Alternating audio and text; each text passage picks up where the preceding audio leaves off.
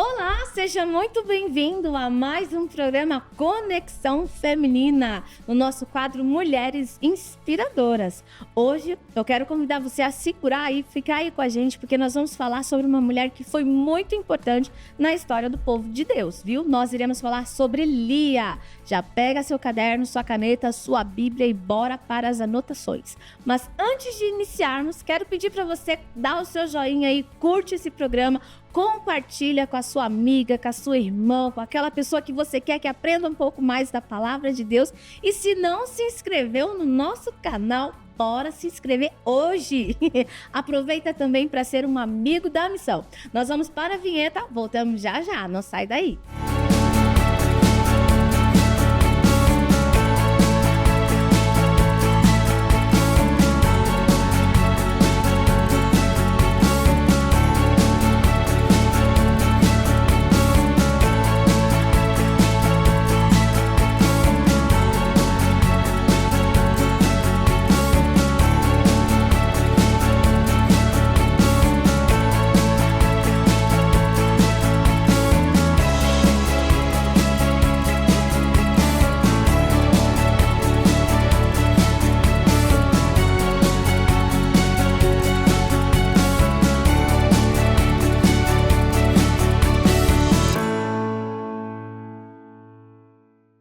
Bom, nós já estamos de volta. Como disse para vocês, nós iremos falar sobre a Lia. E hoje eu trouxe um time de peso aqui para a gente fazer esse estudo para aprendermos juntas, né?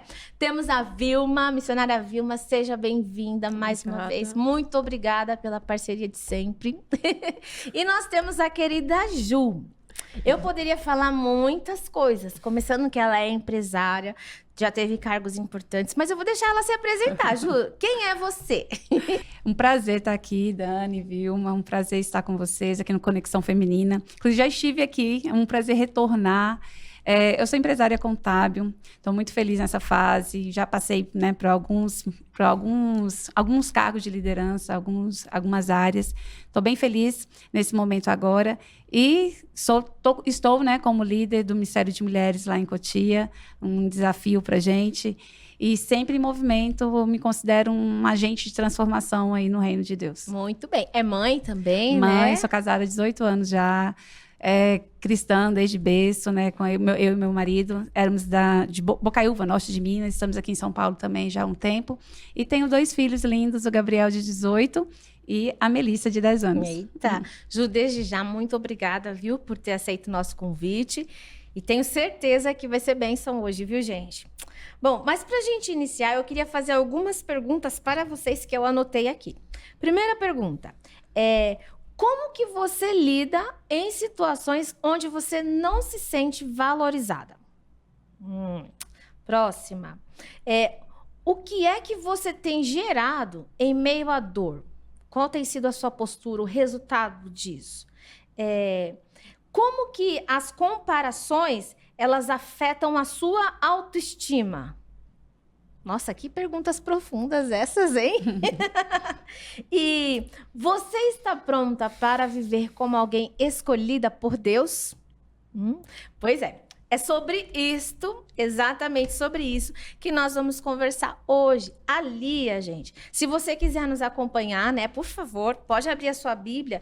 A história de Lia está registrada em Gênesis, nos capítulos 29 até o 49. Mas abrindo aí no 29, a gente já consegue ter uma ideia dos principais acontecimentos da vida dela, tá bom? Meninas, falem para mim um pouco. A Lia, antes de mais nada, só para localizações gerais, ela quem foi mesmo? Foi esposa de quem? De Jacó, né? Foi a esposa de Jacó. A primeira. Jacó segurou. Foi a esposa dele, tá bom? E é sobre ela que nós vamos falar. Então, vamos entender um pouco como que era o contexto histórico em que Lia aparece aqui na Bíblia pra gente? Vamos. A Lia também era irmã da Raquel, né? A gente não pode esquecer. Sim. E ela viveu num período patriarcal, né? Onde a figura do homem ela era muito importante. Ali na família, não somente na família, mas também nos agregados, né? Porque um patriarca não era apenas um pai de família, mas era alguém que exercia, né, uma autoridade ali, né, naquele clã. Então ela nasce nessa cultura. É uma cultura também marcada poligamia, então era normal, né, se casar. Ter várias esposas, né? Ter várias esposas. E também tinha as escravas, né, as servas também, que muitas vezes, além dos serviços domésticos, muitas vezes também, quando a esposa era estéril, ela dava essa serva, né, ao seu marido para que gerasse filho no lugar dela. Então, a Lia, ela nasce nesse contexto social e cultural. Certo, é um contexto um pouco diferente do nosso, Muito né? diferente. Bem diferente. Ainda bem que eu não tenho servas. Mais algum ponto importante sobre essa sociedade que a gente pode estar destacando, Ju? Eu acho que essa sociedade, a gente consegue ter uma noção de como tinha várias coisas que a mulher era prejudicada, né? Ela era apagada pelo próprio olhar de Lia, né? Na Bíblia fala que ela tinha um olhar baço, um olhar triste, um olhar sem brilho. E apesar de não estar isso especificado, mas a gente consegue concluir que ali era primogênita, não só em relação a Raquel, mas talvez em relação ali à família, aquele clã ali do Labão. Porque a Raquel estava ali cuidando das ovelhas e a Lia tinha esse olhar apagado, provavelmente porque vinha sobre ela todo o peso de não ser, né, o primogênito, não ter nascido menino, homem, né, como se ela tivesse culpa ali. E ela vai alimentando essa dor de ter essa pressão de não ter, porque a mulher não era considerada para dar garantia, para dar continuidade, né, à geração do pai. Então, tudo isso, a fertilidade, a importância do primogênito, do homem na casa, do filho homem, era muito importante. A Lia, por ser a mais velha, trazia com ela todo esse peso e essa cobrança, né, da sociedade. Então, além do que a gente já está acostumado a ouvir na Bíblia falar do primogênito e tal, também tem a questão da fertilidade? Se Sim. a mulher não tivesse filhos... Naquela época era considerada que ela não era abençoada, né? Que Deus, a bênção divina vinha atrelada com a fertilidade. E tinha outros costumes, assim, familiares que a gente pode estar destacando aqui para fazer um paralelos depois? acho que a questão do primogênito que recebia a herança, geralmente com mais, em dobro até, né? Com mais peso do que os outros. Uhum.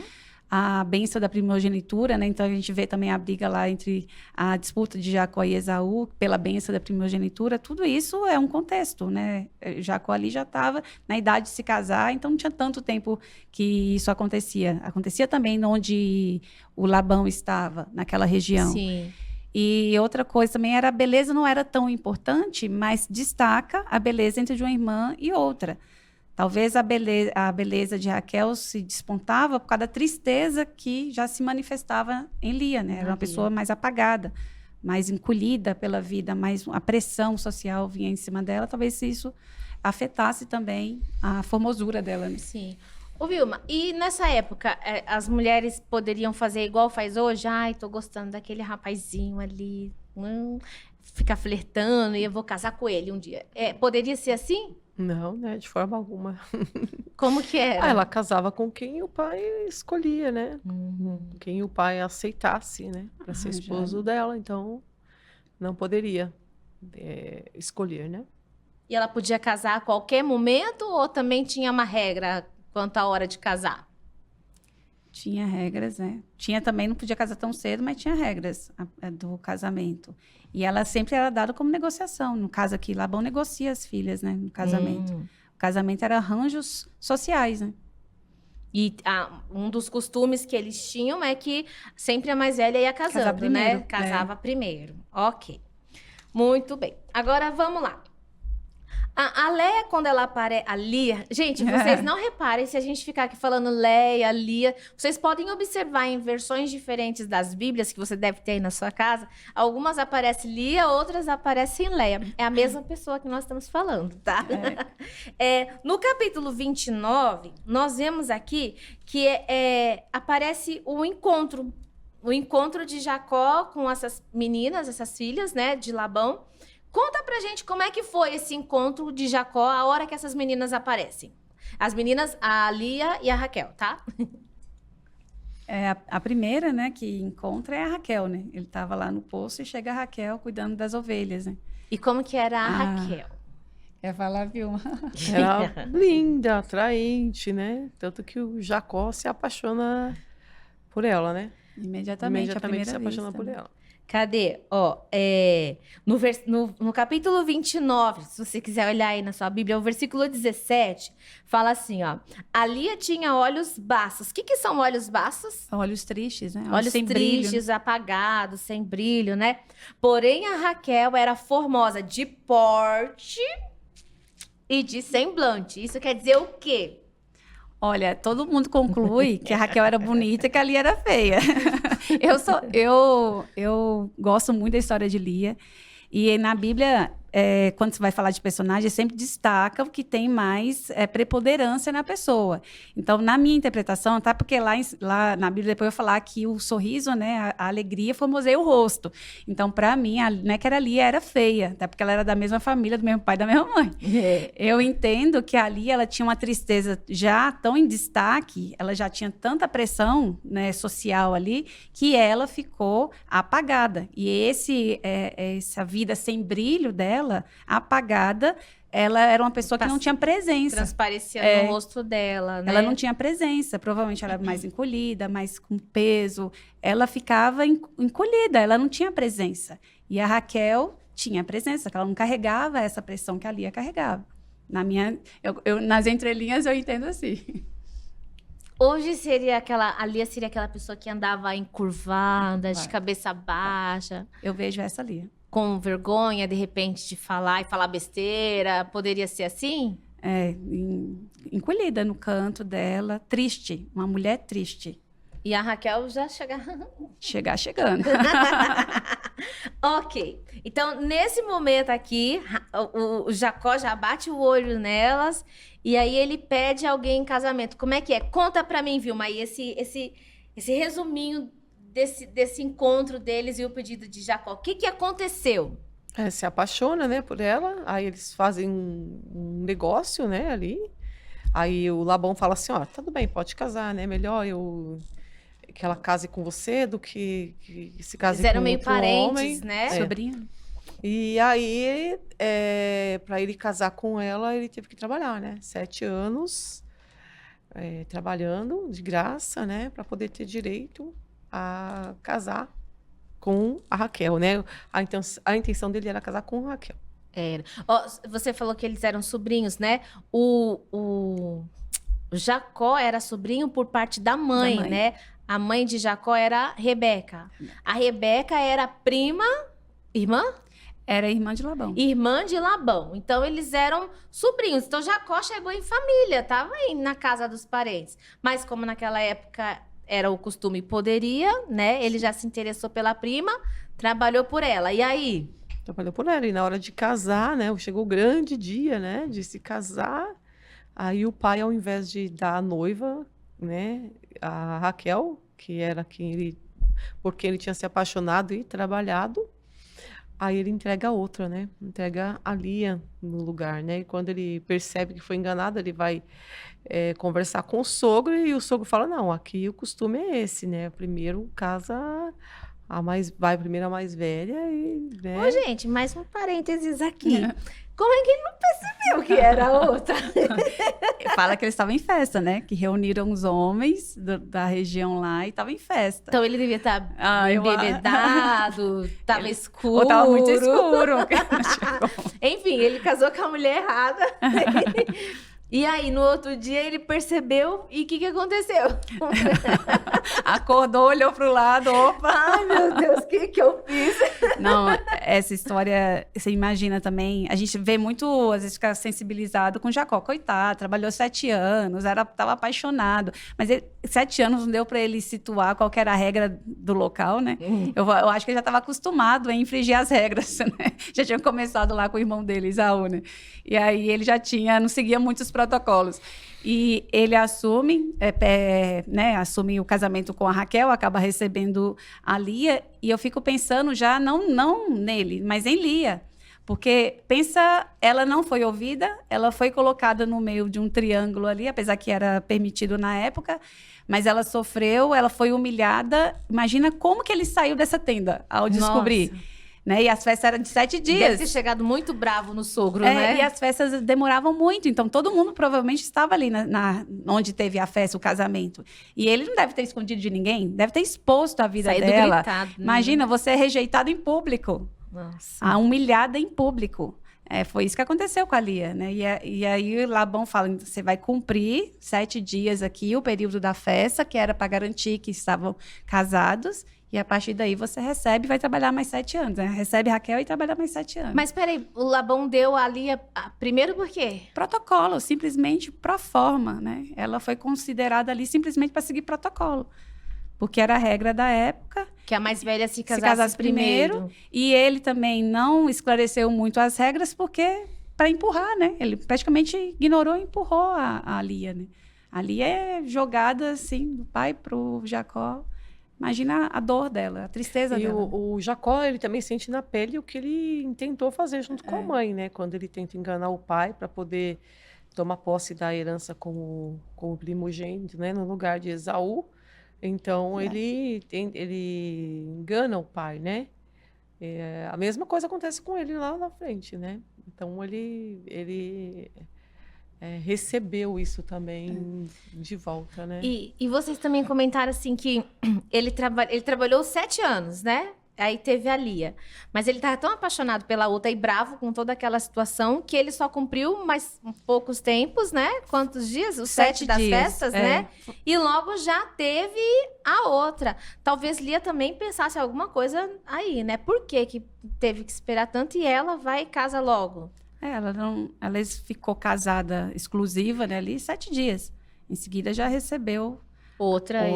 Naquela cultura também tinha várias garantias para a primeira esposa, né? Então Lia recebeu todas as garantias, mas todas foram descumpridas, porque a preferida era a Raquel. Então ela é ignorada também como esposa. Mesmo ela tendo o direito pelo costume, pela tradição, o que valia era o que acontecia em casa, né? E em casa não era... E Jacó não era de seguir protocolo, né? Então, e porque ele amava a Raquel, né, gente? Ele amava a Raquel. Ele só tinha olhos para Raquel. Então, ali ela fica... também, né? Por isso que é Deus que compadece dela. Porque ela não tinha vez, né? Digamos assim. Ela não tinha... Imagina, você tá apaixonada pelo Fabiano. Aí, quando chega na hora de você casar com outra pessoa. Como? Entende? Então, assim, ele trabalhou 7 anos pensando na Raquel. E imagina a decepção, porque esse é um dos dias mais importantes da nossa vida. Ele até poderia se casar como a poligamia ela era permitida, até se casar com outra mulher, mas assim, algo deliberado, não algo da forma com que foi feito. Ele foi obrigado a ficar com a foi Lia. enganado. Eu acho que também o engano também ajuda ele ainda a ter mais desprezo. É verdade. Pela Lia.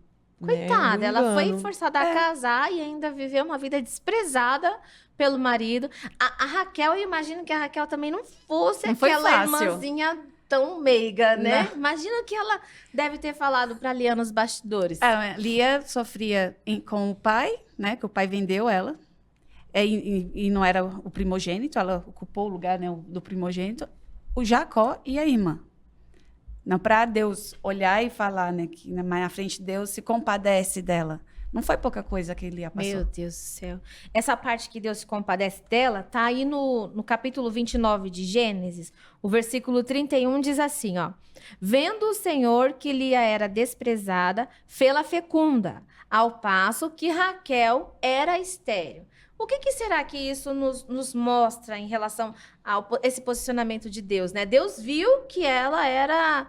Deus fez dela fecunda e a outra não tinha filhos. O que isso mostra pra gente? Quando Deus faz ela fecunda, eu entendo que Deus dá uma bênção para ela. Ele muda a sorte dela. E aí, a partir daí, porque naquela época, a mulher ter filhos era sinal de bênção, de riqueza, de prosperidade, né? Eu entendo que Deus mudou a sorte dela para dar ali uma vantagem a ela mesmo, né? E ela teve um filho, 2? Uhum. Nada, diz que Deus abriu e ela foi tendo um filho atrás do outro. Ao passo que a outra Aí o jogo meio que dá uma viradinha aí, né? Ela. Sim. A outra era bonita, mas não tinha filhos. Ele gostava muito dela, mas não tinha filhos, né? A outra, por outro lado, né, não tinha toda essa beleza, essa presença. formosura, mas dava filhos. Aquilo que era o papel da mulher, ela cumpria. E ter filhos era muito importante, não só para a mulher, era importante para pra o sociedade, homem também, né? Era importante ter filhos, né? Então ali o que Deus podia fazer por ela, Deus fez, né? Deus abençoou ela, Deus consolou ela com a possibilidade de ter filhos. Nossa, e eu acho que pega aqui, ó. Vendo o Senhor. Quer dizer que Deus olhou para ela ali naquele momento de dor dela, né? Deus poderia agir como todos os outros estavam agindo, né? Ignorando, mas ele olhou para ela e abençoou ela com essa bênção que a sociedade da época valorizava tanto, né? Traz um equilíbrio, né, entre as irmãs, a bênção dela. Sim, sim. E aí, a gente vai vendo que Lia, nos próximos versículos aqui, do 31 em diante, a Lia, ela começa a ter um filho atrás, tem pelo menos uns 3 a 4 filhos aqui seguidos. Isso. E que ela transforma essa dor que ela sentia, a cada nascimento dos filhos, ela transforma em oração. Ju, fala um pouco pra gente aí sobre esses filhos, os nomes dos filhos, as orações. Fala um pouco pra gente. Dani, eu faço um paralelo dos filhos da Lia, de acordo que ela vai gerando novos filhos, né, um atrás do outro, vai demonstrando ali a evolução dela, o processo que Deus estava fazendo na vida dela. Ela tinha, é notável, né, que ela tinha uma baixa autoestima, que ela tinha uma dependência emocional, e ela vê no casamento e na maternidade, naquele momento, uma chance de, agora eu vou, né, alguém vai olhar por mim. Então, o primeiro filho, ela fala, Deus me viu, né, e agora também o meu marido vai me ver. Quem foi o primeiro filho? O primeiro foi o Rubem. Aí ela tem a expectativa, né, de ter uma necessidade dela atendida.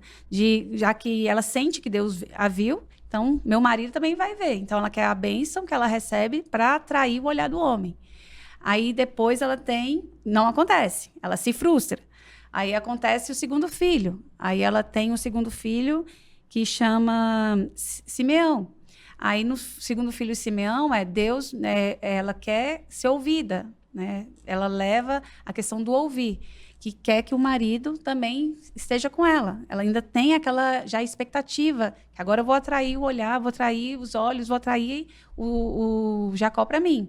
Mais uma vez, ela se frustra. E aí ela vai indo. Aí, para mim, cada filho é uma fase do desenvolvimento que Deus vai promovendo no espírito, nas emoções, na alma dela. Então, esses primeiros filhos é como se a gente pudesse comparar assim, algumas mulheres que a gente vê hoje que quer segurar o homem e aí dá o golpe da barriga. Não que ela estivesse dando o golpe da barriga ali, mas ela estava querendo barganhar, né? Já que eu te dei um filho, então você vai me ver, você vai me amar, você vai me dá atenção? Eu acho não só na questão da barriga, digamos assim, né, que é uma forma de dizer na sociedade, mas em várias situações. Nós, mulheres, a gente valoriza muito o servir, na expectativa de sermos atendidas, de termos a recompensa pelo que a gente faz pelo outro, pelos filhos, pelo marido. Não só, aqui é uma relação de marido e mulher, mas a gente faz isso o tempo todo. Como assim? Detalhes. Me dá exemplos hoje em dia para a gente poder se enxergar nessa história. Quantas vezes a gente, até na igreja, por exemplo, na nossa comunidade de fé, a gente serve a comunidade, a gente faz, tudo que a gente faz, muitas vezes o coração, a motivação está corrompida. É para a gente ter a nossa necessidade atendida, para a gente ser visto, para a gente ser aceito, para a gente ser amado. O viés é o nosso umbigo. A gente troca nosso tempo, troca nossa atenção, troca o nosso serviço para sermos atendidas, para sermos amadas. E é isso que ela tenta fazer com a bênção que ela recebeu. Ai, mas será que isso acontece na igreja? Será, Vilma? Eu falo por mim. Eu vivi esse movimento muitos anos da minha vida. Por muitos anos, eu sou a terceira filha. Eu me sentia Na verdade, os pais sempre vai dar mais atenção para aquele filho que cobra mais, aquele que necessita mais. Eu, como sempre tive um ímpeto mais independente, fui deixando de canto. Quando eu fui crescendo, eu queria eu queria ter esse privilégio de ser a preferida. Eu fiz isso muito com meus pais, no movimento da minha vida, depois com o marido, depois com o filho. A gente quer trocar o nosso serviço, presentear às vezes, no sentido de sermos vistas, de sermos amadas. É a necessidade do ser humano, da gente ser amada. No casamento, Vilma, dá para fazer isso? Não pode ser uma motivação também egoísta, né? Tem gente que faz, né? Faz as coisas pensando em si, né? Para ser visto, amado, reconhecido, né? Então, pode acontecer, sim. Que medo! Será que a gente está fazendo isso? Tudo que a Lia queria era... Ser enxergada. Ela queria ser amada, né? Tudo que ela queria era ser amada. Possivelmente faltou, né, esse amor na sua casa e ela busca ali do marido. E sendo que o amor verdadeiro que nos preenche sempre vai ser o amor de Deus, né? É o amor de Deus que supre, que faz a gente se sentir completa. E quando a gente estiver buscando a aprovação humana, a aprovação dos homens, a segurança no homem, a gente sempre vai ser frustrado. E Deus vai permitir que a gente se frustre até a gente chegar na plenitude que Ele deseja para todos nós. E a gente vê esse processo aqui acontecendo com ela. As frustrações dela, para até ela chegar à plenitude. Então, ó, no primeiro, que era Rubem, era assim, ó, o senhor me ouviu, o senhor me viu, quer dizer, me deu um filho, então, já que Deus me viu, meu marido também vai me ver e vai gostar de mim. Aí, no segundo foi Simeão, o senhor me ouviu. Já que Deus me ouviu, quem sabe Jacó também me ouve e... eu vou ter voz aqui também. Vou poder opinar também, ou coisa parecida. Nada aconteceu. Aí teve outro filho, foi o Levi, apego. Aí, então ela achou que quando viesse o terceiro, ele ia se apegar a ela, ia ficar mais tempo com ela, cuidando dos filhos, mas nada disso aconteceu. E a história não mudou para ela, ela ficou a vida inteira esperando que isso acontecesse com ela, que ele olhasse, que ele visse, que ele pelo menos ficasse mais tempo na casa dela, na tenda dela? Olha, na verdade, ela não é atendida. As coisas vão mudando ao longo do tempo, acho que ele vai respeitando, principalmente quando, a partir do quarto filho, né, que ela tem o Judá, que aí sim ela louva a Deus, ela tira a atenção do homem, as coisas vão acomodando, mas até lá na frente, depois a gente vai ter quando o Jacó vai entrar em encontro de Esaú, aí ele organiza as mulheres, né, e seus filhos, ele protege a Raquel. A Raquel é a última, né? Ele está com medo de Esaú enfrentar ele, aí ele vai colocando as servas, depois a Lia, depois a Raquel. Quer dizer que ele está ainda protegendo, tinha preferência a Raquel. E aí a Raquel depois vem a ter problema na gestação de Benjamim. Mas ela se frustra o tempo todo. Ela se frustra. E ele passa mais tempo com ela depois. Ele vai habitar com ela, depois não tem mais Raquel. E olha, e a Lia, ela também passa esse sentimento para os filhos, né? Porque quando a Raquel tem o José, então aí ele também passa a ser o filho preferido. O José. Ele também... os filhos de Lia que leva ele para... que vende ele. Ele também passa a ser o filho preferido dele, né? E tem aquele episódio lá da túnica, lá, que fez uma túnica talar, que era uma túnica... aquele modelo, né, que ele fez, mandou fazer, os reis é que usavam. Então é como ele tivesse dado uma fantasia para o menino hoje, sei lá, de um Batman, um Homem-Aranha, qualquer coisa. Símbolo, né? Uma fantasia de rei para ele, né? Então aí isso acende mais ainda a ira dos filhos da Lia. E que eles já viam o sentimento da mãe também, ele, né? Sim. Então isso ela transfere isso para os filhos, que transfere isso para os irmãos, mas o final da história é lindo, né? Porque isso vai acabar justamente com José, né? Quando eles se reúnem novamente lá no Egito, quando eles se perdoam. Então, toda essa animosidade, ela é quebrada, né? Ela é superada, na verdade, né? E ela é desfeita pelo perdão. E tudo tinha um propósito também, né? E o propósito foi cumprido, o José entendeu o propósito, os irmãos entenderam o propósito deles, né? Também. É. A Jo comentou que quando nasceu Judá, meio que a oração dela mudou e ela louvou, colocou o nome dele que significava louvor a Deus. Agora eu louvarei ao Senhor, né? E o que isso trouxe de mudança para a vida dela? Porque enquanto ela estava nas expectativas, não aconteceu nada. Não, na prática, não fala que mudou nada também. No texto não revela que por este motivo Jacó vem habitar com ela. É tanto que ela continua, né? Depois tendo filho, ainda querendo a recompensa, mostrando... Depois ainda vem o Issacar, o Zebulon e a Diná, né? E ela demonstra que nos próximos que era a recompensa, que agora habitará comigo. Então ela ainda continua, depois tem esses episódios. Mas no filho Judá, ele é um marco, ele é um ápice na vida dela. É um ápice onde ela deixa de olhar para o homem no viés de necessidade, de expectativa, e ela passa a colocar os olhos, né, em Deus. Dá um tributo a Deus. O louvor significa agradecimento, né? Eu entrego, um agradecimento pelo que Deus havia feito com ela. Então, ela chega num nível, falando de alma, da plenitude dela, onde ela encontrou amor, onde ela encontrou o gosto pela vida em Deus, não mais em homem. Ela não busca mais a aprovação do homem. Não tem mais as expectativas no Jacó, no caso, né? Sim. Acho que também tem a ver com a maturidade, né? Porque o tempo foi passando, ela foi compreendendo as coisas, né? Que embora ela não tivesse o amor do marido, que ela tanto desejava, ela tinha o amor de Deus, né? Então, acho que vai... Maturidade, né? Eu também acho que tem muito a ver com a maturidade dela.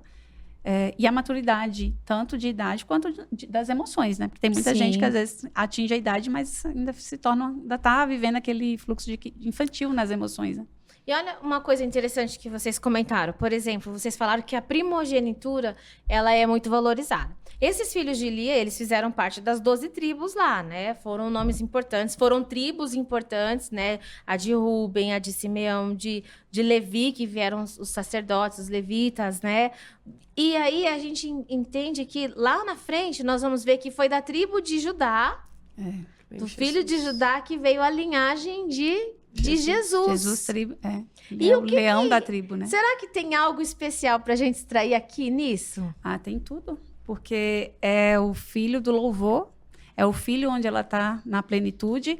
E antes de vir Jesus, quando os descendentes, né, dos israelitas, eles vão entrar na terra prometida, os 12 espias, ela dá origem a 6 tribos de Israel, ali os 6 filhos homens dela. Quando eles vão invadir e vão espiar, né, a terra, Canaã, dos 12 líderes, 10 voltam pessimistas. E só 2 voltam com aquela firmeza que eles vão alcançar a promessa. E desses 2, veio da tribo de Judá, que é descendente de Judá, que é o Caleb.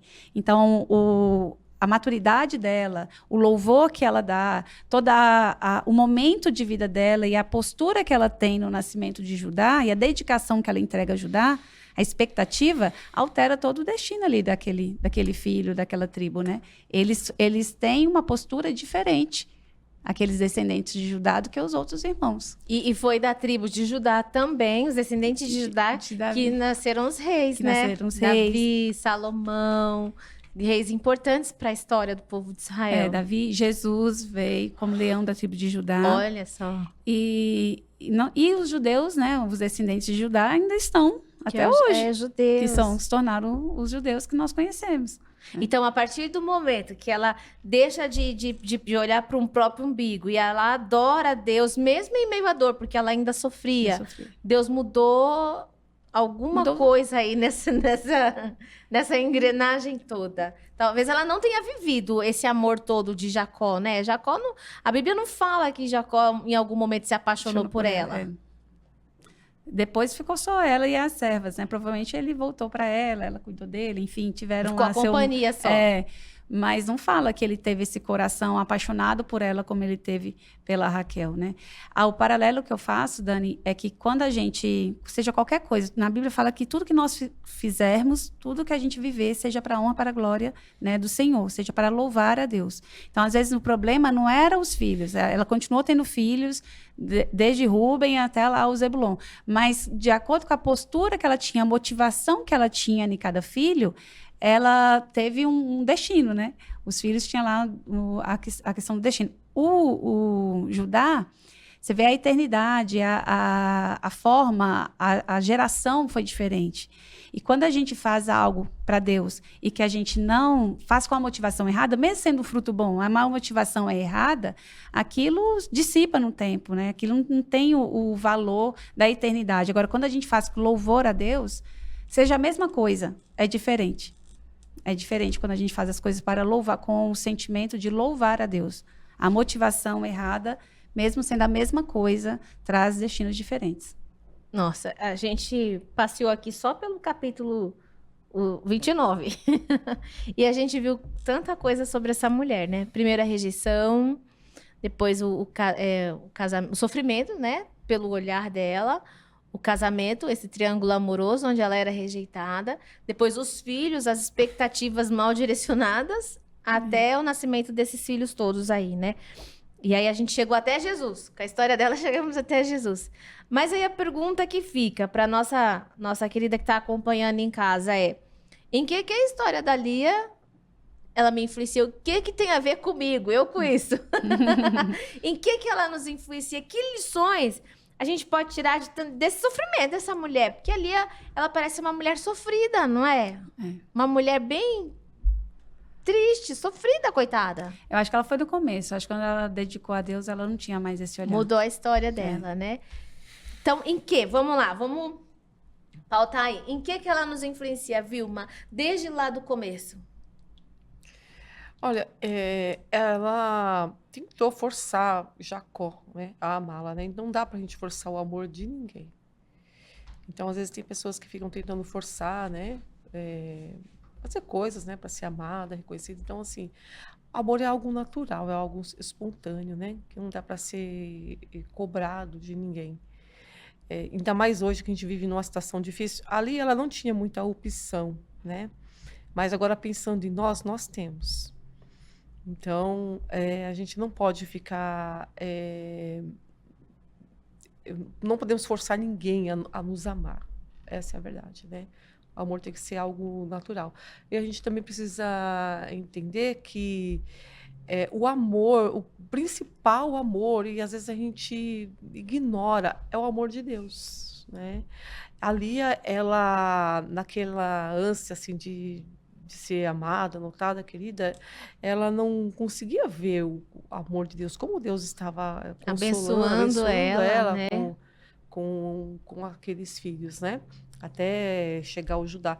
Então, acho que ela nos influencia nisso. Assim, não podemos forçar ninguém a nos amar, querer a aprovação de todo mundo, e também a reconhecer o amor de Deus por nós, né? O que é que Deus tem feito por mim? Deus deu esses filhos, né, para Leia, demonstrando que a amava.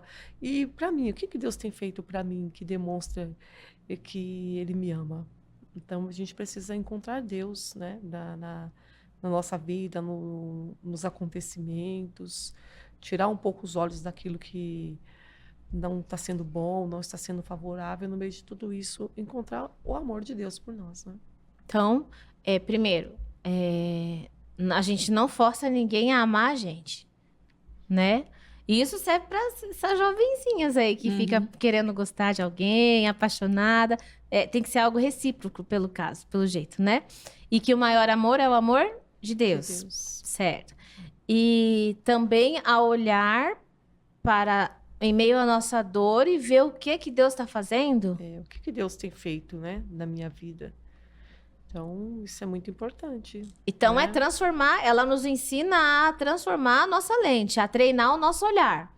Renovar a mente, né? É porque quando a gente está com problema, acho que a maioria da gente, às vezes, foca naquilo, né? No que é negativo, no que tá doendo. E aí a Lia, ela vem treinar a gente a olhar com outros olhos? Procurar a Deus ali? Sim, com certeza. É fácil? Não vou dizer para você que seja fácil, mas é possível. Né? É possível. Eu, no meu trabalho, eu acabo aconselhando muitas mulheres, mais mulheres do que homens. Já encontrei muitas situações assim, né? De mulheres que se sentem felizes, frustradas, né? Porque elas não conseguiram aquilo que elas queriam, a afeição do marido, às vezes se separou, mas não é porque se separou que a vida dela é uma derrota. Tem muitas outras coisas boas, a principal delas, os filhos, por exemplo, né? E às vezes acaba passando até essa frustração para os filhos, não conseguem ver o que teve de bom nessa situação toda, né? Foca só na Então, mágoa, né, que tá sentindo. Então, olhando para ela, lógico que ela queria ser amada por Jacó, mas parece que ela não alcançou isso. Mas ela alcançou algo maravilhoso, que são os filhos, né? Então, isso é muito comum, mais comum do que possa pensar. Muito bom. Ju, mais alguma coisa que ela nos influencia? Eu acho que o que eu mais aprendo com a Lia, é uma personagem que eu gosto muito, é o despertar dela. Ela foi evoluindo, Deus foi trabalhando o processo. Ela não fugiu do processo.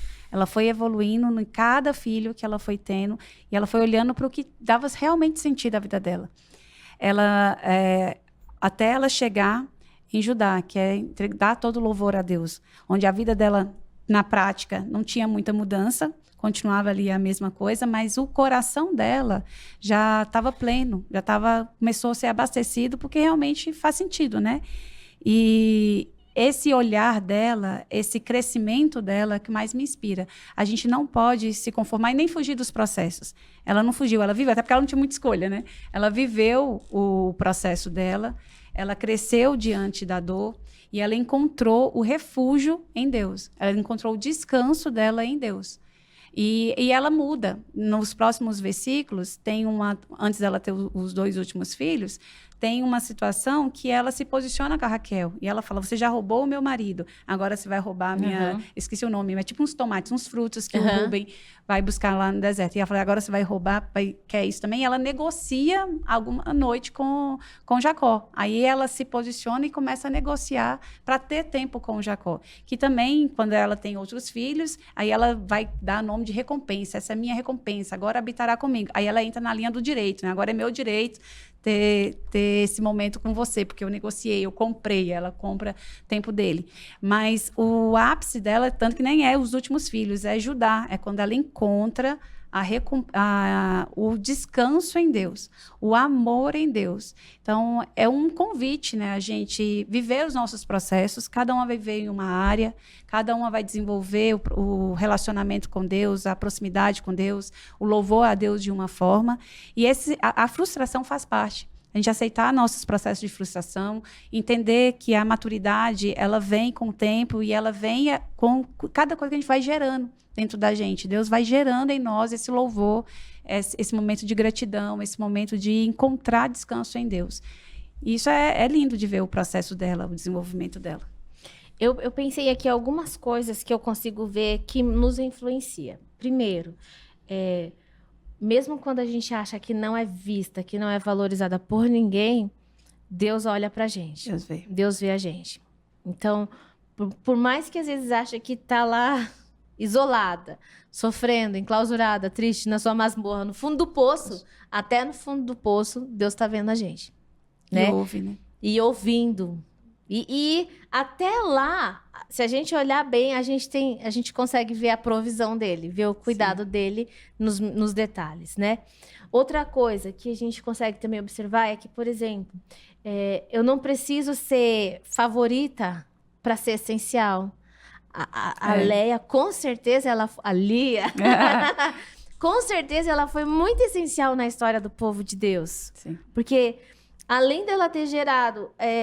metade dos filhos das 12 tribos, metade saiu dela. Os outros foram da Raquel e das servas das duas. Ela sozinha deu conta de metade do serviço. E a mais importante, né? E ela foi essencial, porque dos filhos dela saiu o nosso Salvador, que é Jesus. Então, mesmo que a gente não seja a favorita pelos outros, né? A gente às vezes fica olhando, se comparando, mas a gente não precisa disso para ser essencial, para ser um instrumento usado nas mãos de Deus. Amém. É forte Só isso, precisa né? viver nossos processos, né? Mas porque às vezes a gente quer ser valorizada, ser favorita, não quer? Ah, Ou sou eu que às vezes sim. quero? E ela chegou a até negociar isso, né? Muitas vezes a gente negocia com nossa atenção, com nosso serviço, com nossos presentes. A gente negocia essas atenções. Outra coisa, não sei se vocês já comentaram, a gente precisa aprender a louvar mesmo em meio à dor. Foi o que ela teve que aprender a fazer, né?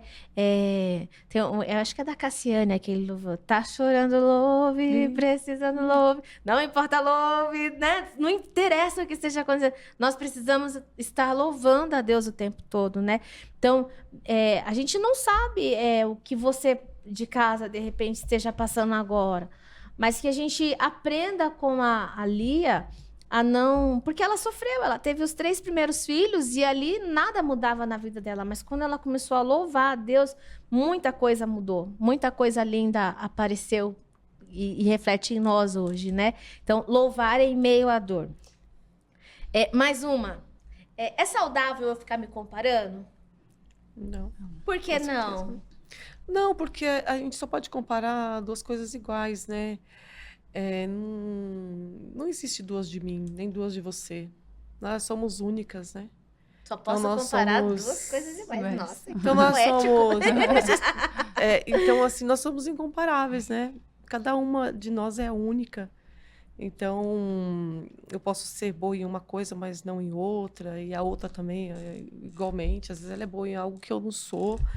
Então, cada um é um indivíduo E tem único, papéis né? diferentes, né? Papéis diferentes. Cada um tem E papéis ser diferentes. único dá mais valor ainda, né? Porque ser igual a todo mundo, sabe? O que é igual é Comum. muito comum, né?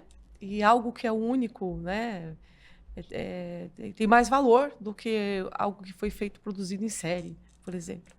Então, a gente não tem que se comparar, porque nós somos únicos. E Deus tem um Exclusivos, plano né? para Pra cada cada um um. único, né? Você ia falar, Ju?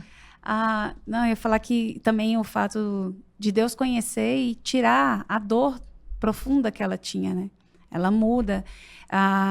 Tem um versículo que eu gosto muito, né? Ela, em Salmo fala que sonda-me, vê se há em mim algum caminho mal. Às vezes esse caminho mal a gente acha até que às vezes é um pecado, às vezes é uma dor que nos impede de cumprir o nosso propósito, que nos impede de florescer. Então, que a gente possa, assim como Lia, deixar Deus tratar e gerar em nós esse verdadeiro louvor. Um verdadeiro louvor que traz destinos eternos, né? Que traz a eternidade para a nossa vida. A partir do momento que ela louvou a Deus, tantas coisas que foram diferentes na vida desse filho, né? Então, deixo a pergunta, o que a gente tem gerado? O que tem sido gerado em nós, né? É o que eu ia perguntar. Mas antes de eu voltar a perguntar, para aí um pouquinho. Como é que tá a sua postura agora? Às vezes a gente anda tão cabisbaixo, tão encurvado, encolhido, sofrido, que esquece de ver como nós somos importantes para Deus, como nós somos essenciais às vezes para eles, né? Para Ele. E aí eu queria te convidar aí, ó. Levanta a postura, mulher. Você é linda, você é importante, você é valorizada, você é amada, você é útil, né? Você é essencial. E isso você não pode esquecer nunca. E aí eu vou perguntar de novo. Existe alguma situação em que você não se sente valorizada? Se existe, eu quero te convidar a pensar como na história da Lia. Porque Deus valoriza você. Você é importante. Você tem um papel importante, né, meninas? Sim. Nós temos um papel importante. E a dor, o problema que você tem passado, o que é que ele tem gerado em você? Será que ele tem feito você murmurar muitas vezes? Lá no emprego, será que você é só aquele funcionário que reclama? Na família, você só se lamenta? Né? Que mesmo o nosso sofrimento, mesmo a nossa dor, gera em nós louvor, gratidão, adoração a Deus. Está difícil? Pode estar. Mas eu sei que o meu Redentor vive, eu sei que Ele está tomando conta, eu sei que daqui Ele tem um propósito. A graça basta. A graça. A graça basta. E ela basta. E aí eu pergunto de outra coisinha. olhando para tudo isso, a gente, muitas vezes aqui, a gente consegue se enxergar no papel da Lia, né? Talvez eu não esteja sendo rejeitada pelo meu marido, graças a Deus. Mas, em outros momentos, a gente tem se comparado. Mas aí eu quero lembrar a gente que nós somos escolhidas por Deus. E nós estamos preparados para viver como alguém que foi escolhido por Deus? Ela foi escolhida, mas não foi fácil para ela. Ela viveu o processo, né? Deus é pedagógico com a gente. Ela viveu um processo. E como seria viver o processo para nossa irmã que está nos acompanhando? É não fugir das dificuldades. É não fugir, entender que tudo que acontece com a gente é para nossa edificação. Todas as dores que a gente passa, Deus tem um propósito naquilo. A gente não cura o que a gente não viveu. Né? Então, ali ela traz várias performances, várias perspectivas, né? Tem a rejeição do marido, tem o servir e o entregar a bênção em troca de ser atendida, ser vista, ser ouvida, ter a sua vez, né? Ela quer a sua vez. E viver os processos e permitir que Deus gere em nós louvor é enfrentar as coisas, não baixar a cabeça.